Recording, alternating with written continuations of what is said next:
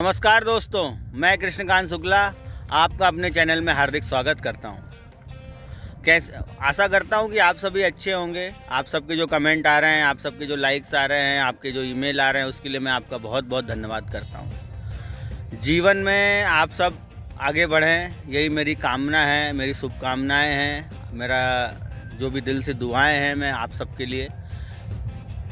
दोस्तों, हमें ज़िंदगी में होने वाले सभी मोमेंटों को, जो भी हमारे जीवन में घटित हो रही हैं, जो प्रकृति के द्वारा कुछ चीज़ें होती रहती हैं, उन सब का हमें स्वागत करना चाहिए। जीवन में हमें उत्साहित रहना पड़ेगा, हमें हर चीज़ का वेलकम करना चाहिए।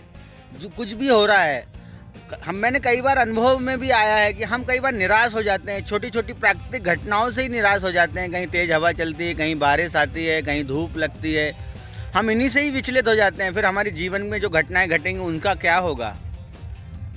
एक मैं छोटा सा अपना पर्सनल अनुभव आपसे शेयर करता हूं। मैं एक पार्क में घूमने गया था, तो एक महाशय के साथ में उनकी एक छोटी सी बिटिया साथ में घूमने आई थी, और अनायास ही मेरा ध्यान उस बच्चे के ऊपर गया। जब उस बच्चे ने बड़े ही इमोशनल तरीके से बोला, पप्पा I am tired, I am so tired. मैंने उसके फेस एक्सप्रेशन देखे, आई एम सो ग्लैड। मैं मोहित हो गया उसके उस एक्सप्रेशन से। मैंने कहा, इसने जो अपनी फीलिंग्स बताई इस बच्चे ने, शायद हम सब भी बड़े अपनी फीलिंग्स को इतने अच्छे से एक्सप्रेस कर पाते तो हमारे जीवन की सारी समस्याएं ख़त्म हो जाती। कुछ ही देर में, बारिश का ही समय था शायद, कुछ ही देर में बादलों की गड़गड़ाहट हुई और हल्की सी बूंदाबांदी होने लगी। अचानक से वो थकी हुई लड़की खुश हो गई, चहकने लगी, अपने दोनों हाथों को ऐसे ऊपर उठाकर ऐसे लहराने लगी और बोली, मज़ा आ गया, मज़ा आ गया, आई am so happy, thank you God. उस लड़की ने ज़ोर से बोला।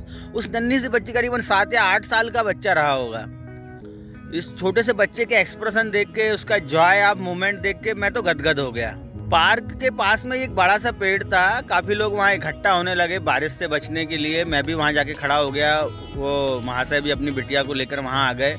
मेरा पूरा ध्यान उसी बिटिया ने ही आकर्षित कर लिया था। मैं देख रहा था वो बारिश में अपना हाथ ऐसे लहरा के आ रही थी। बारिश की बूंदें उसके हाथ में पड़ती तो उसको कभी माथे पे लगाती, कभी चेहरे पे लगाती, कभी उसको सूंघने की कोशिश करती, कभी उसको चखने की कोशिश करती। और मुझे समझ में आ गया था कि ये बच्चा जो है, इस प्राकृतिक जो घटना घट रही है उसका मूवमेंट का एंजॉय कर रही है। वहीं दूसरी ओर मेरा कुछ ध्यान गया कुछ लोगों के ऊपर। कुछ लोग चिढ़ रहे हैं, बोले कहाँ से बारिश आ गई, अब कीचड़ हो जाएगा, अरे हम तो गीले हो गए, अरे हम ऑफिस जाने के लिए लेट हो जाएंगे, नाना प्रकार के कई लोगों के वो। लेकिन लोगों का ध्यान उस प्राकृतिक घटनाक्रम पे नहीं था कि सुनहली सुबह, रिमझिम बूंदाबांदी जब शरीर पे पड़ती है, आप आंख बंद करके अगर पानी की बूंदें आपके चेहरे पर जब पड़ती हैं तो अनायास ही आप एक अनंत में चले जाते हैं। उसका कोई आनंद नहीं ले रहा था। मेरा पूरा ध्यान उस बच्चे पे ही था। और बाकी लोगों को जब मैंने देखा तो मैं समझ गया कि ईश्वर ने हमें कुछ ज़्यादा ही समय से पहले मैच्योर कर दिया है। हमें अपना बचपना तो जिंदा रखना पड़ेगा दोस्तों। मैंने कुछ सीखा उस बच्चे से कि अगर मेरा भी बचपना जिंदा होता तो मैं भी अपने दोनों हाथ फैला के, अपना मुंह ऊपर करके, ऐसी पानी की बूंदें चेहरे पर पड़ती, मैं भी उसका एंजॉय करता। लेकिन बाकी लोग भी ऐसा ही कर रहे होते, और ये पल में दुखी होने की बजाय हम सुख का अनुभव फील करते। हमारा शायद जीवन भी ऐसा ही है, और हमें भी जीवन में ऐसे छोटे छोटे मोमेंट्स को ढूंढना पड़ेगा, उन्हें एंजॉय करना पड़ेगा। हमें इस फिक्र को छोड़ना है कि दुनिया हमें क्या कह रही है। उस बच्ची के पिताजी का भी ध्यान नहीं था अपने बच्चे पे। वो बच्ची बार बार पूछ भी रही थी कि पप्पा ये बारिश रोज़ क्यों नहीं होती, क्योंकि उससे मज़ा आ रहा था, वो एंजॉय कर रही थी। उसे दुनिया की किसी भी चीज़ की परवाह नहीं थी कि लोग क्या देख रहे हैं, क्या पूछ रहे हैं, कोई गीला हो रहा है, किसी का ऑफिस लेट हो रहा है। वो सारी चिंताओं से परे थी। हमें भी जीवन में कुछ काम करते समय अपनी सारी चिंताओं को छोड़ के ही करना पड़ेंगे। हमें जीवन के अपने हर पल का एंजॉय करना पड़ेगा, और यही है जीवन का मूल मंत्र। आशा करता हूँ ऐसी छोटी छोटी जो सकारात्मक घटनाएं मैं आपके साथ शेयर कर रहा हूँ आपको बहुत ही पसंद आएंगी। आप भी अपने जीवन के अनुभव मुझसे शेयर करें।